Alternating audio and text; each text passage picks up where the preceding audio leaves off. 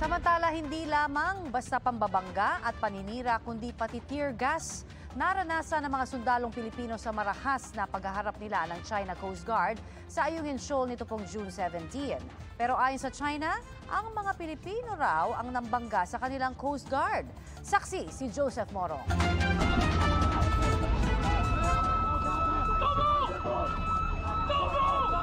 Kuha ito noong June 17 sa rotation and resupply mission ng Philippine Navy para sa BRP Sierra Madre sa Ayungin Shoal.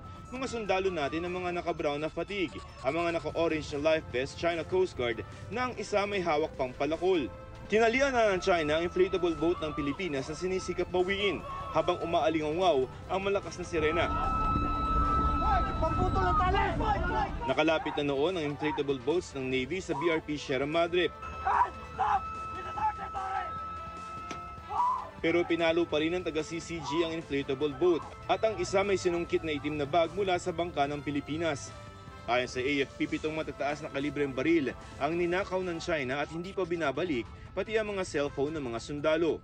Ang dalawang inflatable boat ng Pilipinas inipit ng 5 bangka ng China at sinampahan pa nila. Parang mga pirata na po sila dun sa mga ginawa nilang actions na yun. Nasundan niya ng pagbubukas ng laser.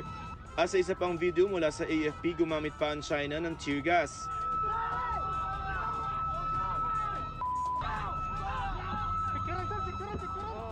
Sa gitna nito, nilalapatan ng paunang luna si Seaman First Class Underwater Operator Jeffrey Facundo na naputulan ng noo ng hinlalaki.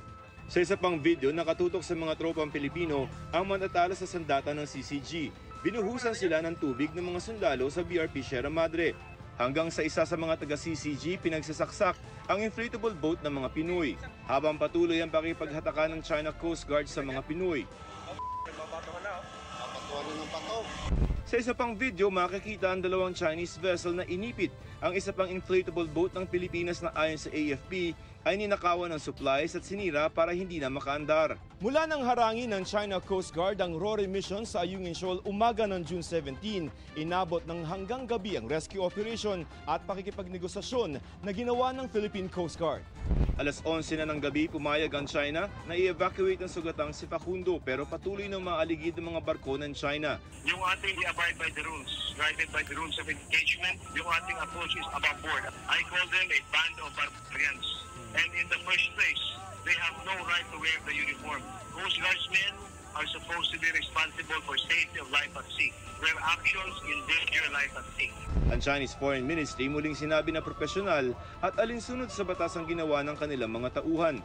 Sabi ng China, Pilipinas daw ang nambangga ng Chinese ships habang nagdadala ng building materials at armas sa Ayungin.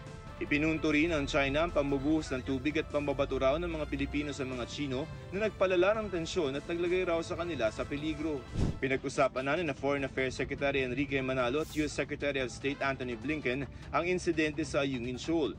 Bukod sa Amerika, ilan pang bansa at organisasyon ang nagpahayag ng pagkabahala sa insidente, kasama rito ang Japan. Sa pulong ni AFP Chief of Staff General Romeo Browner Jr. sa Japan Self-Defense Forces, sinabi ng JSDF na suportado nila ang AFP.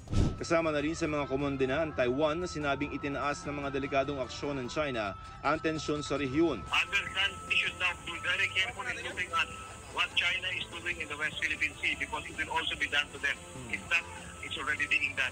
Si Senate President Chisa Escudero sinabing hihingi ang Senado ng full briefing sa DFA tungkol dito.